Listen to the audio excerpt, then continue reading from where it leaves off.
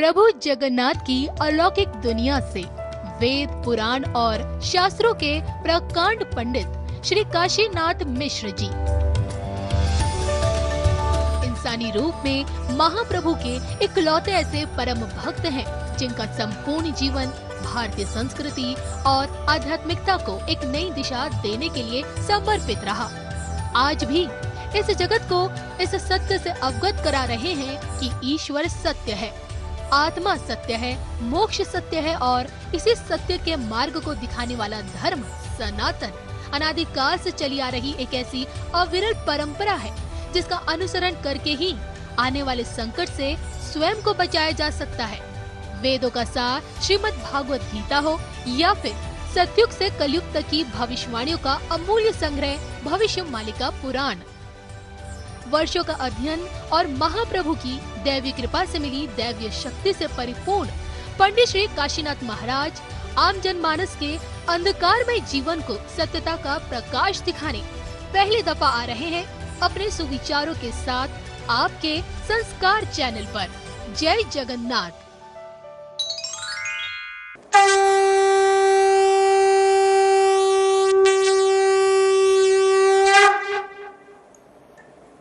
नीलाद्रो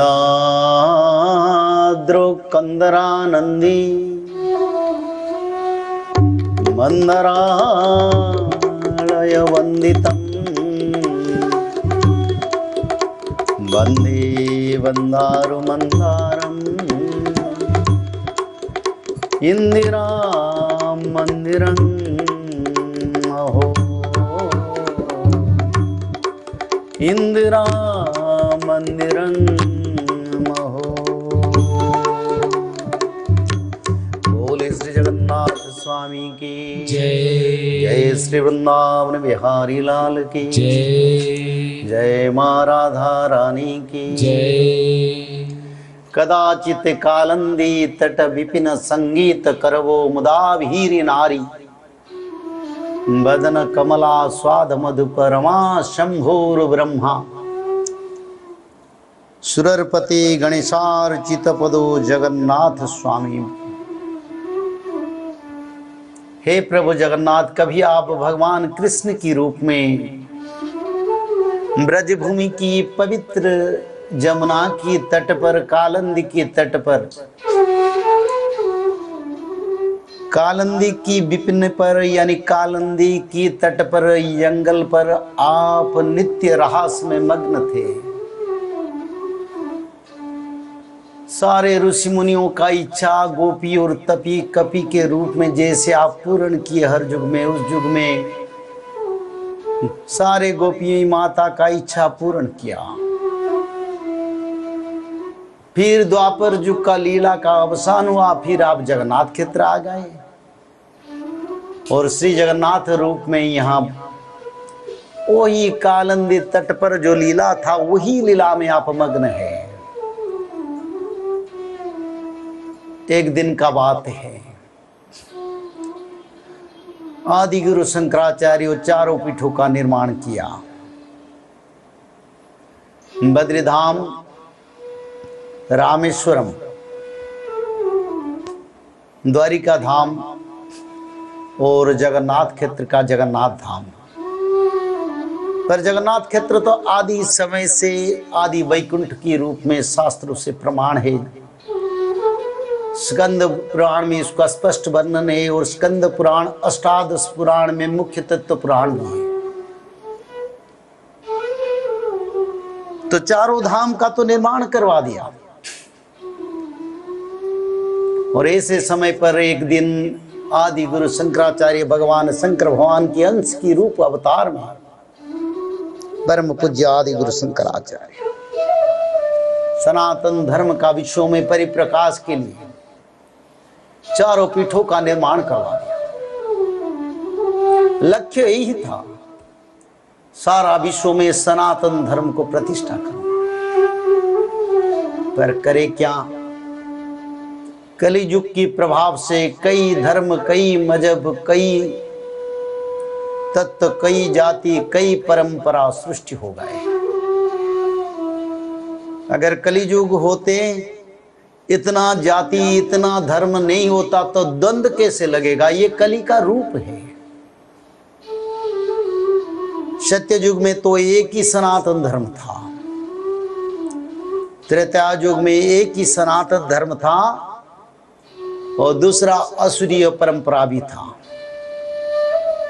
द्वापर युग में भी एक ही सनातन धर्म था और दूसरा असुरी परंपरा था।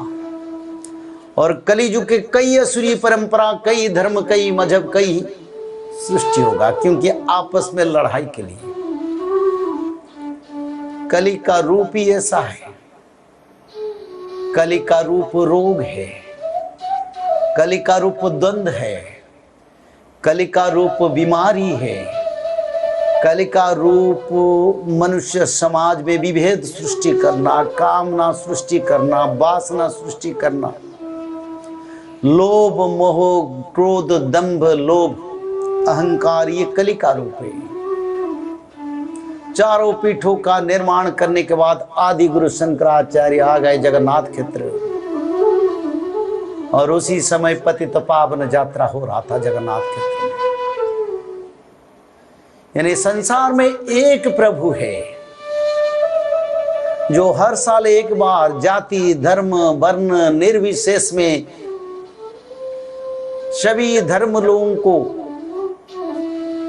अपना समझकर और परित्राणाय साधुनाम विनाशाय च दुष्कृतम् धर्म संस्थापनार्थाय संभवामि युगे युगे, यानी धर्म को प्रतिष्ठा पापियों का विनाश के लिए भगवान हर युग में हर समय में कार्य किए हैं।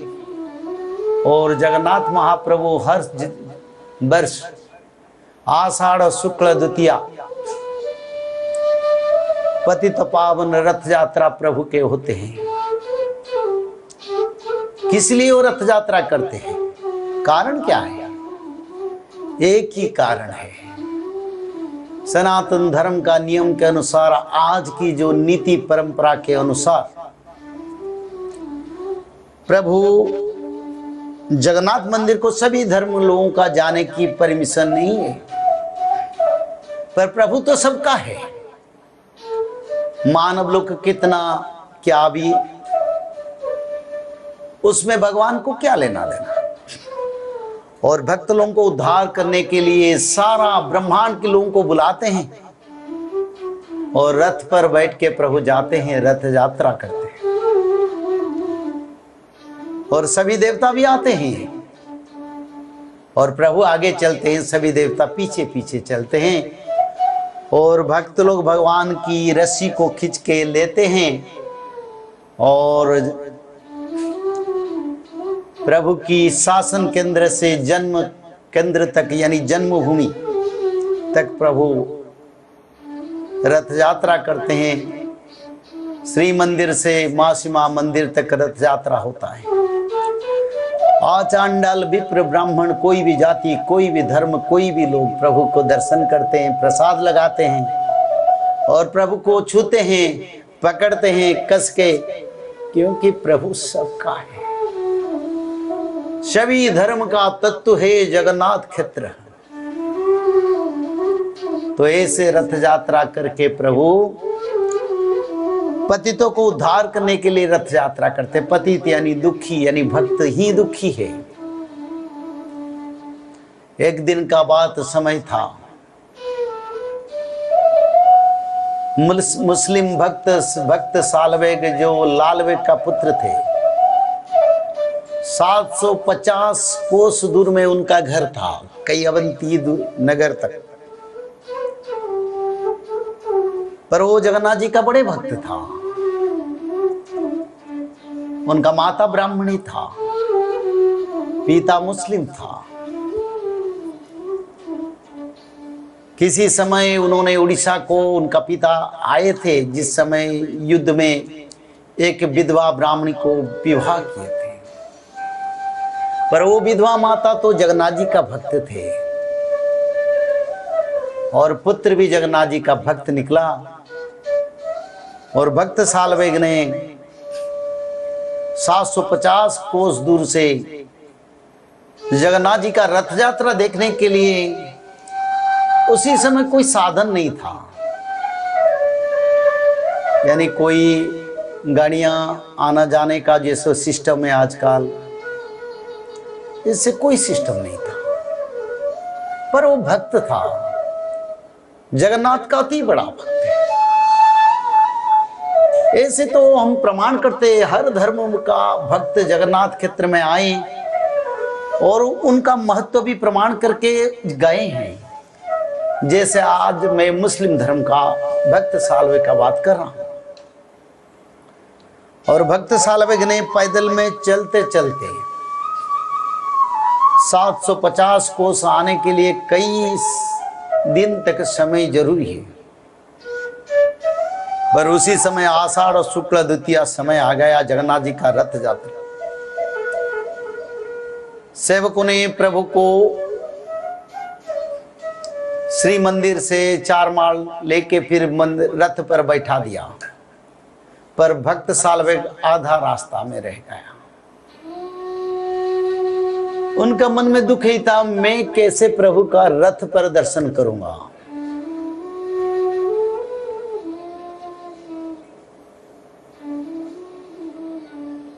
दोलेश्च दोलो गोविंदं मंचस्त्वं मधुसूदनम रथस्त्वं वामन दृष्ट्वा पुनर्जन्म न विद्यते।